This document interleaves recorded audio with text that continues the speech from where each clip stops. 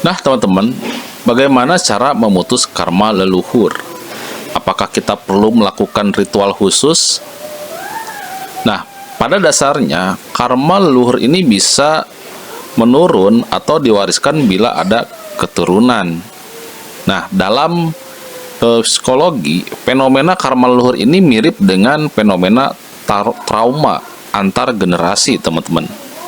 Nah, apakah dengan menjadi car free atau memutuskan untuk tidak menikah sama dengan memutus siklus karma leluhur?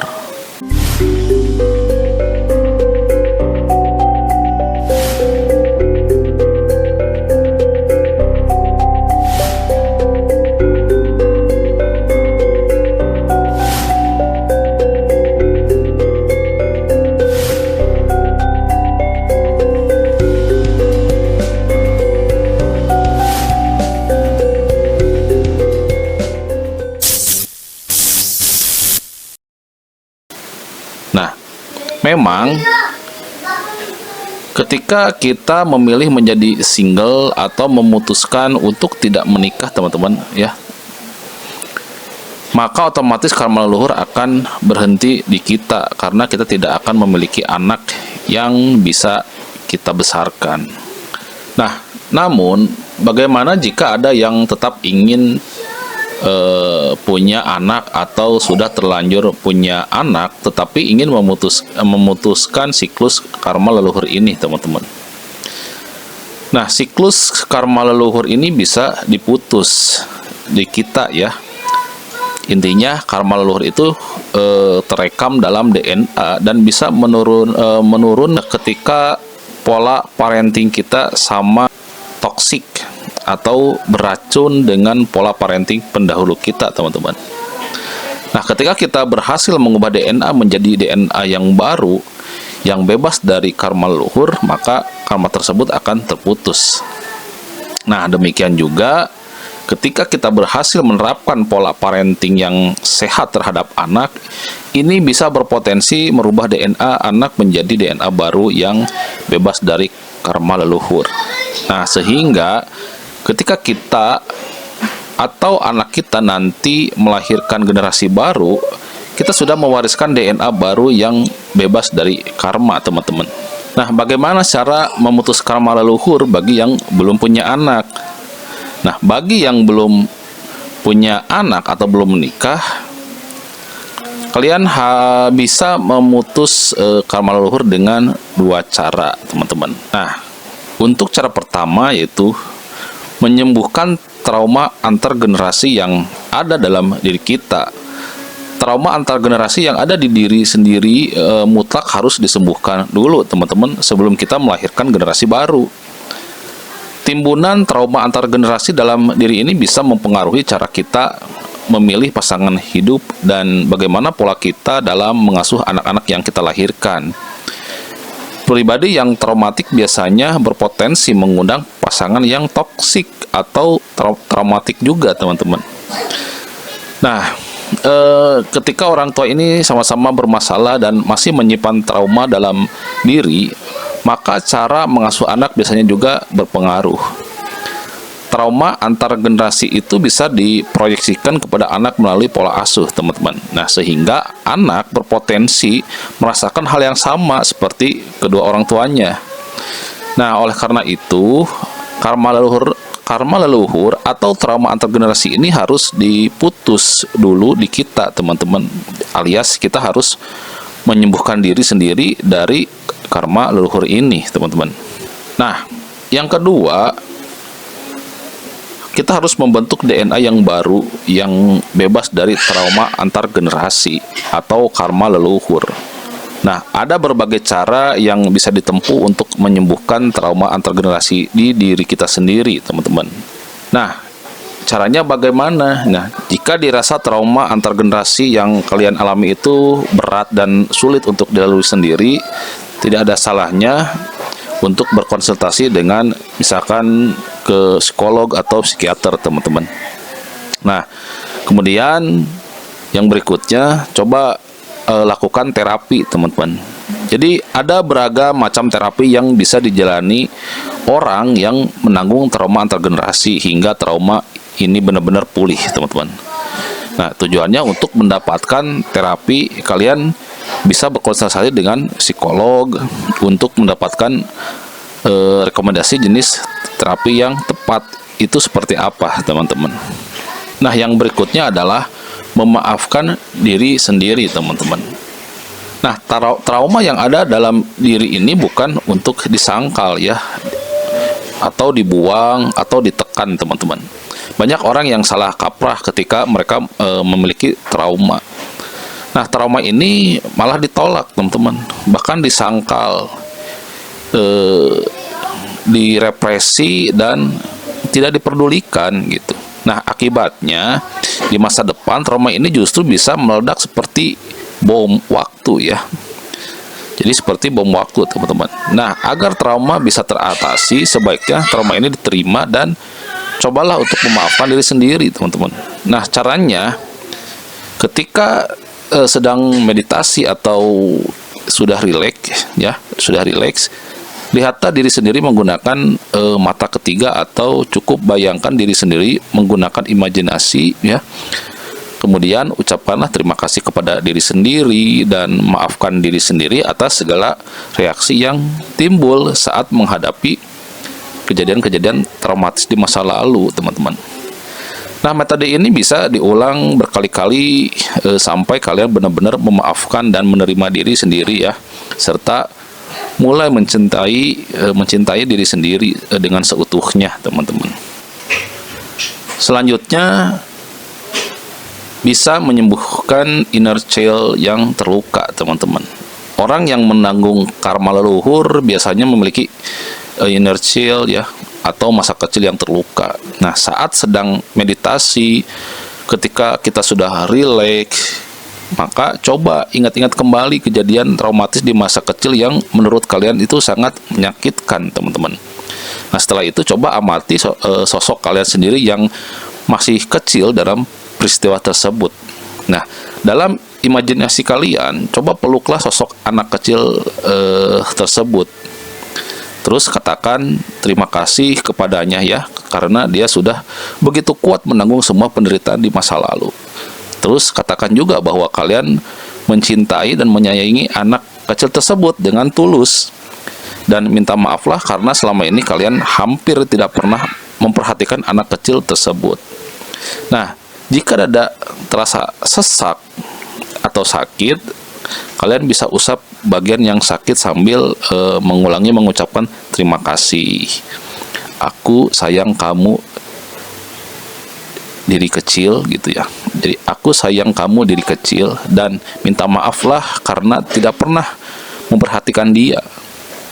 Nah, metode ini bisa diulang sampai kalian benar-benar sembuh dari peristiwa traumatik tersebut, teman-teman.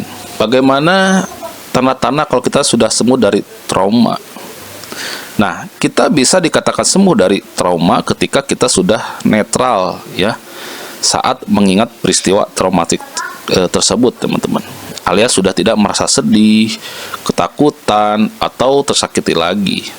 Nah, jika diri sendiri sudah sembuh dari trauma antar generasi tersebut, PR selanjutnya adalah membentuk DNA baru yang bebas dari karma leluhur atau trauma antar generasi. Lalu, bagaimana cara membentuk DNA yang baru? Nah, untuk membentuk DNA yang baru, teman-teman, yang pertama, coba mencintai dan menghargai diri sendiri. Jika kita memiliki rasa cinta dan menghargai diri sendiri yang cukup, ini akan terekam dalam DNA dan bisa menurun kepada keturunan. Mulailah untuk lebih memperhatikan diri sendiri, merawat diri, dan meluangkan waktu lebih banyak waktu untuk diri sendiri. Berikan penghargaan sederhana bagi diri sendiri setelah melewati tugas-tugas berat. Misalnya, hadiah atau reward untuk diri sendiri, teman-teman.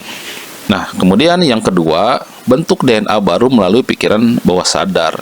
Kalian bisa mencoba membentuk DNA baru yang sehat dan bebas dari karma leluhur melalui pikiran bawah sadar. Nah, caranya bagaimana? Caranya bisa dilakukan sesaat sebelum tidur, teman-teman.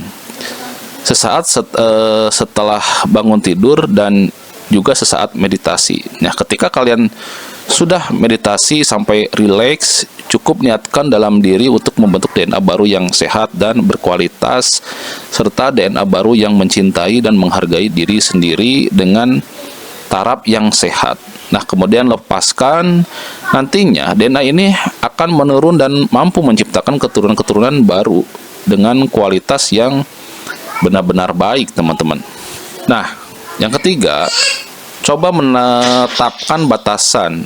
Belajarlah menetapkan batasan yang boleh dan tidak boleh dilakukan orang lain terhadap kita. Dengan menetapkan batasan, kita sudah belajar untuk melindungi diri sendiri dari potensi disakiti oleh orang lain, teman-teman. Nah, sehingga mental dan kejiwaan kita kelak akan lebih sehat dan kuat.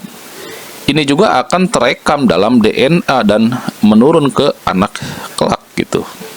Sehingga sejak kecil anak sudah memiliki mekanisme alami untuk menetapkan batasan-batasan terhadap diri sendiri. Sehingga nanti tidak mudah disakiti dan dimanfaatkan oleh orang lain, teman-teman. Nah, yang keempat, coba pelajari pola-pola karma leluhur, cegah agar tidak berulang.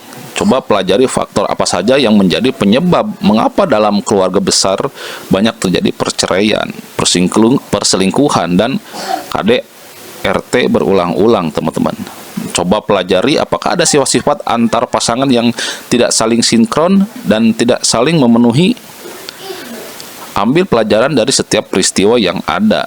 Kalau perlu, kalian catat pola-pola ini ya, berikut penyebabnya, dan tanamkan dalam hati agar jangan sampai mengulang kesalahan yang sama, termasuk kesalahan dalam memilih pasangan, teman-teman. Nah, kemudian yang kelima, selektif memilih pasangan. Nah, pasangan adalah faktor krusial dalam memutus siklus karma leluhur.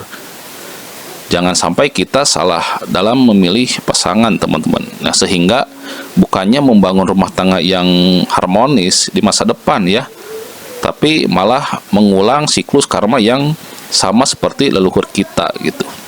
Nah, kemudian yang keenam, menikah dan memiliki anak hanya bila benar-benar siap, teman-teman. Nah, jangan terpengaruh dengan omongan orang lain tentang kapan kita harus menikah ya. Jika kita belum siap, tidak masalah, itu tidak masalah untuk menunda menikah dan punya anak, teman-teman.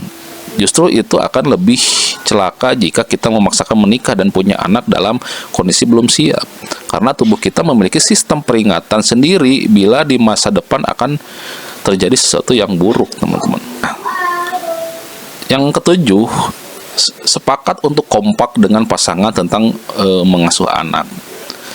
Nah, sebelum memutuskan untuk menikah dan memiliki anak, diskusikan dengan calon pasangan model pengasuhan apa yang akan dilaksanakan. Orang tua yang kompak dalam mengasuh anak akan mewariskan memori dan sifat-sifat yang baik terhadap anak, sehingga anak bisa berkembang menjadi manusia yang utuh dan tidak terkena siklus karma lagi, teman-teman. Bagaimana jika kita ingin memutus karma leluhur padahal sudah memiliki anak? Nah, kalau kalian sudah terlanjur menikah dan memiliki anak, namun baru menyadari ada karma leluhur yang harus dihentikan. Nah, siklus ini masih bisa di stop, teman-teman. Nah, caranya bagaimana? Nah, caranya yang pertama yaitu sembuhkan diri sendiri dari trauma antar generasi. Upayakan diri sendiri sudah memulai penyembuhan dulu, teman-teman. Nah, cara penyembuhannya sama seperti tadi disebutkan ya, cara-cara yang sudah dipaparkan sebelumnya. Nah, kalian bisa mencoba untuk berkonsultasi ke psikiater, psikolog, atau melakukan terapi-terapi tertentu seperti hipnoterapi dan sebagainya ya. Kalian juga bisa melakukan self healing atau penyembuhan sendiri dengan cara meditasi, memaafkan diri sendiri, dan penyembuhan inner child yang terluka, teman-teman. Yang kedua, sepakat dengan pasangan untuk memutuskan karma leluhur. Setelah kalian memutuskan untuk menyembuhkan diri, diskusikan dengan pasangan untuk berkomitmen memutus karma leluhur dalam keluarga bersama-sama gitu. Nah, ini dimulai dari generasi kalian, teman-teman. Pelajari pola-pola karma leluhur yang terjadi dalam keluarga, analisa penyebabnya, dan cobalah untuk mencari solusi pencegahan agar pola karma tidak berulang dalam pernikahan dan generasi selanjutnya, teman-teman. Jadi memutus karma leluhur tentunya akan lebih mudah bila pasangan suami istri itu kompak menjalaninya berdua, teman-teman. Nah, terus yang ketiga, perbaiki pola parenting. Selain komitmen memutus karma leluhur bersama pasangan, pola parenting atau pengasuhan anak juga harus diperbaiki. Jangan sampai kita mengulang toxic parenting seperti yang pendahulu kita yang dilakukan kepada kita, teman-teman. Nah, jika dulu kita dibesarkan dengan bentakan, kekerasan, kemarahan, dan kontrol ketat, sekarang kita harus memperbaiki pola pengasuhan yang lebih lembut dan lebih merdeka, namun tanpa meninggalkan kedisiplinan ya. Nah, jika dulu kita sering diabaikan oleh orang tua, kini kita harus memperhatikan anak dengan seksama, teman-teman. Dan anak masih bisa dirubah walaupun dia sudah terlahir di dunia ya.